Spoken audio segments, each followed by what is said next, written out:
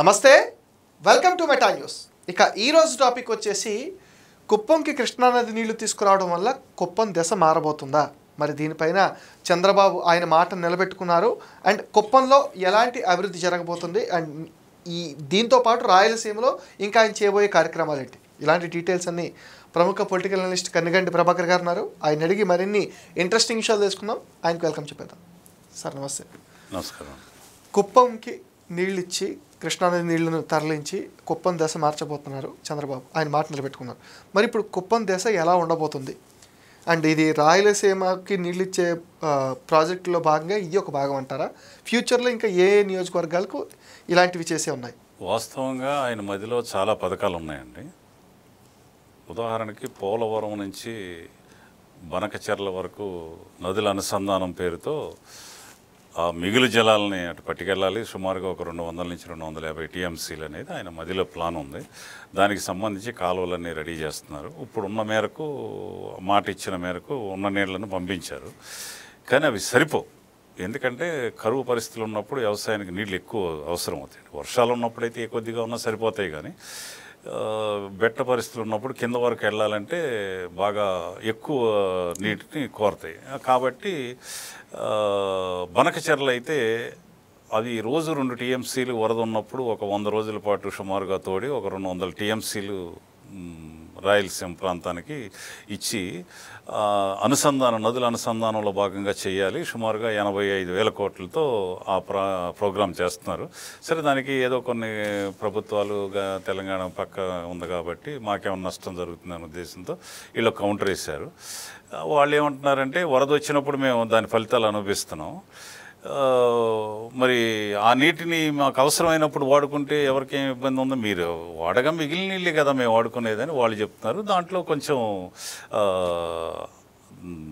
న్యాయం ఉంది కాబట్టి అది సరే, ఏదో అలాగే వీళ్ళ డౌట్స్ క్లియర్ చేసి ఆ పథకాన్ని అయితే ముందుకు తీసుకెళ్తారు. అందులో ఎటువంటి అనుమానం లేదు. వాళ్ళిద్దరు కూర్చొని మాట్లాడుకుంటే సరైపోతుంది. ఇకపోతే రాయలసీమని ఊరికే వ్యవసాయపరంగా మంచి భూములు ఉన్నాయండి.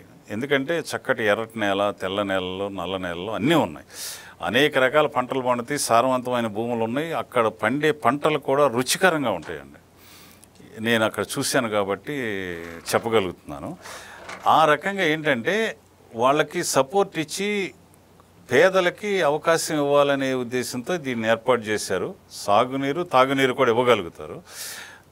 ఎట్ ఏ టైం మళ్ళీ అందరికీ ఆ ఉపాధి ఆ రకంగా ఇచ్చే కంటే చదువుకున్న వాళ్ళకి వేరే రకమైన ఉపాధి కల్పించడం కోసం ఓర్వకల్లు సిటీ, డ్రోన్ సిటీ అని ఎలక్ట్రానిక్ సిటీ ఒకటి ఏర్పాటు చేశారు. కడప కర్నూలుకి మధ్యలో ఉంది కాబట్టి విమానాశ్రయానికి దగ్గరగా ఉంది, ట్రాన్స్పోర్ట్కి ఇబ్బంది లేదు. దాంట్లో చాలా రకాల కార్యక్రమాలు చేస్తున్నారు. అనంతపురంలో కానివ్వండి, ఇంకా వీటిలన్నిటిలో కూడా. రేణిగుంట అంటే చిత్తూరు, తిరుపతి దగ్గర ఒక మంచి ఇదొకటి ఉంది. తర్వాత తిరుపతి దగ్గరగా నాయుడుపేట దగ్గర శ్రీ సిటీ అని ఒకటి ఉంది. ఇవన్నీ కూడా చాలా అద్భుతంగా పనిచేస్తున్నాయండి. మంచి ఫలితాలు సాధిస్తున్నాయి. గవర్నమెంట్కి మంచి ట్యాక్స్లు వచ్చేటట్టు చేస్తున్నాయి, ఎక్స్పోర్ట్ అవుతున్నాయి, దేశానికి రాష్ట్రానికి లాభం వస్తున్నాయి. కానీ స్థానికంగా కూడా ఉపాధి కల్పించబడుతుంది. ఇవన్నీ చూస్తే ఏమవుతుందంటే భవిష్యత్తులో రాయలసీమ మరొకసారి రతనాల సీమగా మారడానికి అవకాశం ఉంది. దానికి కావాల్సిన ప్లాన్స్ అన్నీ వేశారు, చేస్తున్నారు. ఇప్పుడు సాగునీరు, తాగునీరు సమస్య పరిష్కారం అవుతుండతో పాటు ఎక్కువ మంది వ్యవసాయం మీద ఆధారపడి ఉన్నారు కాబట్టి వాళ్ళ సంఖ్యను తగ్గించి వాళ్ళకి వేరే రకమైన ఉపాధి కల్పించడం కోసం పరిశ్రమలు ఏర్పాటు చేస్తున్నారు. అది కూడా సాధ్యమవుతుంది. కాబట్టి ఇది ఒక బలమైన ఏరియాగా కరువుసీమ, రాయలసీమ కరువుసీమగా ఉంది ఇప్పటి వరకు. వెనకటి శ్రీకృష్ణదేవరాయల రోజుల్లో రతనాలు రోడ్ల మీద రాసులు పోసి కూరగాయలు అమ్మినట్టు అమ్మేవాళ్ళు. మళ్ళీ ఆ రోజులు రాబోతున్నాయి సార్ రాయలసీమలో. ఇది తప్పకుండా మీరు 4-5 సంవత్సరాల్లో మళ్ళీ నెక్స్ట్ కనుక ఈ గవర్నమెంట్ని కనుక ప్రజలు ఎన్నుకుంటే ఈ ఫలితాలన్నీ మళ్ళీ శ్రీకృష్ణదేవరాయల రోజుల్లో ఎలాంటి ఫలితాలు అయితే ఉన్నాయో, ఎలాంటి సౌకర్యాలు అయితే ఉన్నాయో, ఎలాంటి సంపదలు అయితే ఉన్నాయో వాటన్నిటినీ రాయలసీమ ప్రజలు అనుభవిస్తారు. ఈ మాటల్లో కాకుండా చేతల్లో అనుభవంలోకి తెచ్చుకోగలుగుతారు. వాళ్ళ విజ్ఞతకే వదిలేస్తాం. అది మనం చెప్పక్కర్లేదు, వాళ్ళే చూస్తారు. కాబట్టి దాని గురించి మనం ఎక్కువ చెప్పాల్సిన అవసరం లేదు. ఈయన గారైతే దానికి సంబంధించిన ప్రణాళికలన్నీ సిద్ధంగా ఉంచారు.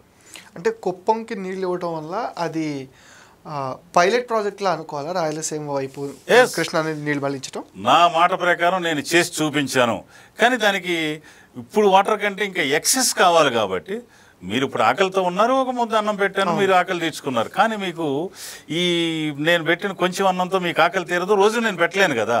మీ అంతటా మీరే సంపాదించుకుని తినాలి అంటే కావాలి బనకచెర్ల లాంటి ప్రాజెక్టు అక్కడ ఎస్టాబ్లిష్ చేయాలి. అట్ ఏ టైం మళ్ళీ యువకుల్ని చదువుకున్న వాళ్ళ కోసం ఉపాధి కల్పించి ఎక్కడికో వలస వెళ్ళిపోకుండా అక్కడ ఉంచాలి అంటే దాదాపుగా రాయలసీమలో చాలామంది యువకులు బెంగళూరు, చెన్నైయో, హైదరాబాద్ వచ్చేస్తున్నారు. అలా రాకుండా అక్కడ వాళ్ళు అక్కడే ఉండటం కోసం తిరుపతిలో శ్రీ సిటీ, నాయుడుపేటలో శ్రీ సిటీ కావచ్చు, రేణిగుంటలో ఎలక్ట్రానిక్ పరిశ్రమలు కావచ్చు, ఓరవకల్లో ఎలక్ట్రానిక్ సిటీ కావచ్చు, వీటన్నిటిలో అంతులేని ఉపాధి అవకాశాలు ఉన్నాయి. మన అనంతపురంలో కూడా మొన్న రిన్యూబుల్ ఎనర్జీ ఏదో ప్రాజెక్ట్ కట్టారు. అంతేకాకుండా కియే మోటార్స్తో ఒకటి శాంక్షన్ అయింది.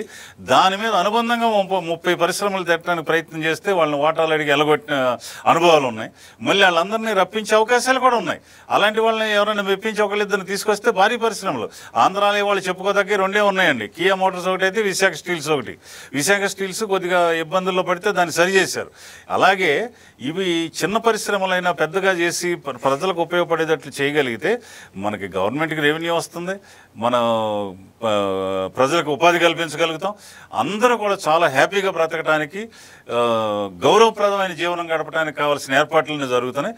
మాకు కరువు అనేది పారదోలి వెనకటి రాయలసీమ రతనాలసీమగా మార్చడానికి కావాల్సిన ప్లాన్స్ అన్ని చేశారు. కాబట్టి ఆయన అభినందిద్దాం, ఆ ప్రభుత్వాన్ని గౌరవిద్దాం.